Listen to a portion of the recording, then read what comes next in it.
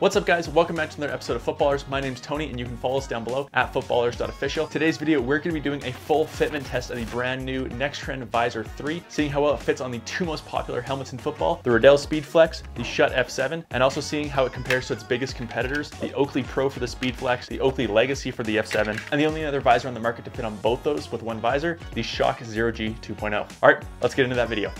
Okay, so I have two helmets here and I have two NXTRND visors. We have a Riddell Speedflex and we have a Schutt F7. Now, regardless of if you get the Schutt F7 VTD, the 1.0, or the F7 2.0, which we do have a review dropping on soon, it has the same shell, the same shape, the same face mask, hardware, everything. So that won't matter. Riddell Speedflex, always gonna be the Riddell Speedflex. We're gonna try it with two different ones here. I have the NXTRND VZR3 in the clear blue. I thought that might work well on camera here, maybe not. And then I'm trying the clear purple as well. Now I do have a couple different examples here of a couple different shaped visors so we can kind of compare to see what else is out there and kind of how they're shaped, and maybe that's the reason, you know, maybe these fit good or maybe they don't. Again, I still don't know. So we basically have the two different visors from Oakley. This is the Oakley Legacy visor, which has a bubbled look to it on here, and it's a little bit wider of a bubble as you can see. The Oakley Legacy is going to be your pick from Oakley if you have a Schutt F7. The Oakley Pro visor was specifically made for the Riddell Speedflex, and you can see it has a much more aggressive curve to it versus the Oakley Legacy here. It really dips down from the sides a lot. So you cannot get one Oakley visor and use it on a Schutt F7 and Riddell Speedflex, and that reigned true for NXTRND's last visor. They both didn't really fit great on either helmet. This is going to be like a standard kind of bubble visor that a lot of companies do use, and they've kind of honestly knocked off at this point. This is a similar shape to the Oakley Legacy visor, except it dips down a little farther. So a couple different options here. And the last one to compare it to, because this will be the only other visor on the market that works across both of these two helmets, would be the Schutt 0G 2.0. This is the 0G 2.0 here. The shape is somewhere in between the Oakley Legacy and the Oakley Pro visor. The big difference on why it actually works on both is going to be these slotted holes on here. So the slot fits a lot, I believe, higher up. You have to, the pin goes through a lot higher on the Schutt F7, where I think it sits lower on the Speedflex. Regardless, that's why they have these slotted holes here, is so that way it can fit on both helmets with kind of like a medium shape that works on both. Now the interesting bit is, if the reason those slotted holes are why it fits on both, the NXTRND visor has slotted holes as well. So that's a really good indication for me, at least to begin, to say that, okay, this should probably fit both helmets, if they've also figured out that you need to do that slotted hole to make it fit on both. Regardless,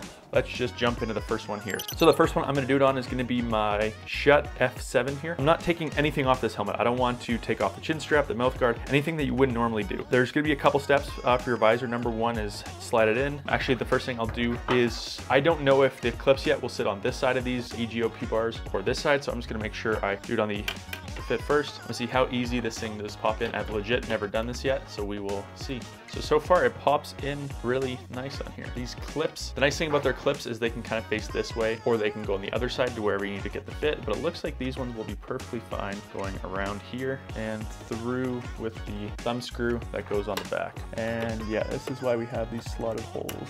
Let's say a little bit of wiggle room. I got one clip on, grab the other clip, and remember, you don't want to tighten up this one fully yet. You want to make sure you get this one on and in place. I'm just going to use my thumb here to push the visor a little more into place while I get this screw attached.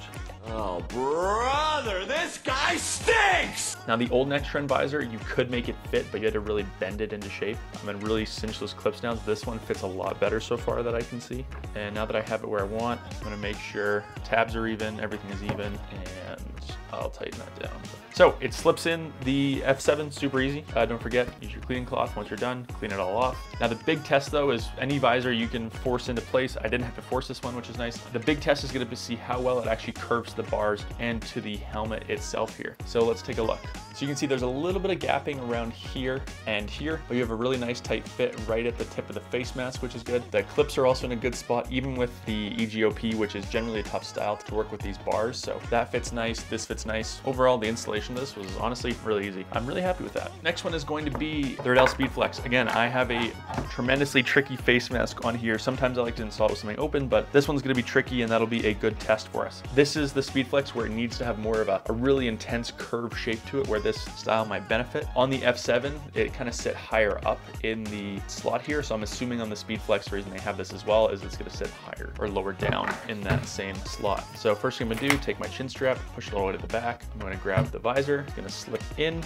Speedflex is a little bit tougher to get around the jaw pads, but that's okay. And without any middle attachment piece, it should be able to just pop in. And you can even see the hole placement already. Looks like it's gonna be a perfect spot to be right at the edge of the helmet right here. So I can use, I think, so in this case, on the F7, I put the clips this way because that made more sense. On this one, I'm actually going to put them this way because it sits a little farther back. So I'm gonna see how that works here. These are the same clips as last time, by the way, so the NXTRND clips are not any different. So if you have some other ones, it's not like you have to throw them in the garbage. If you get a new visor, you can reuse the clips. I'm not sure if the visor tabs as far as the colors go are any different. It's a little bit finicky once we have one on here, just to get this maybe out of the way a bit, but nonetheless, we'll get that on, get that seated. And then this is gonna be tough for you to see, but now what I gotta do is I gotta try and get that and push that into place here. The easiest way to do that would be to grab this with your thumb, push it towards wherever you need to here, that, and I'm just gonna let it fall. Push it down a little bit. Kind of tough to see, but okay. So now that we basically have the visor on where we want it, what I'm gonna do is I'm gonna use my thumb here to push it up against the front as much as I can, and then I will tighten these clips down. Again, I'm not bending the visor, I'm just making sure it's in the placement I want. Okay, now this face mask is gonna be a little tricky to see, but the gapping is pretty good on here.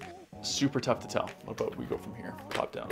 So from the top down view, you can see there's a pretty consistent gap around here. I'm sure if I tried to maybe take the clips and I could maybe pull, just because the gapping is really consistent, I could probably move and shift the whole visor forward just a little bit. Looking at the top of it here, this is pretty consistent. It doesn't really sit up flush on the inside. So you still have a pretty decent gap from the top there. The NXTRND visor tabs only pop out a little bit, which is nice, and they're not too crazy out of this world. The clips, even on this really chaotic face mask, do fit really well. And you can see as far as the fitment goes, it fits well. So there you have it. The new NXTRND visor works both on a Riddell Speedflex and a Schutt F7. So there's only two visors on the market now that you can wear across all your helmets. It'll be the Shock Zero G 2.0 and the NXTRND Visor 3. Overall, installation was really easy. Taking them out should also be really easy. I'm not worried about that. There you guys go. I hope you guys enjoyed today's video. As you can see, it fits well on both of those helmets, and I definitely think that's due to that slotted design on there. Now, as far as people asking us, do we now pick up a Shock Zero G or a NXTRND Visor 3? That's going to be a personal opinion on your part. Remember, we are sponsored by Shock. However, NXTRND did send these visors to us for this video. So we're not going to get in the middle of it. Just know that they both fit on both helmets. We have reviews on both, and make the decision for yourself based on price, availability, and the colorway you want. Again, I hope you guys enjoyed today's video. I'll see you soon.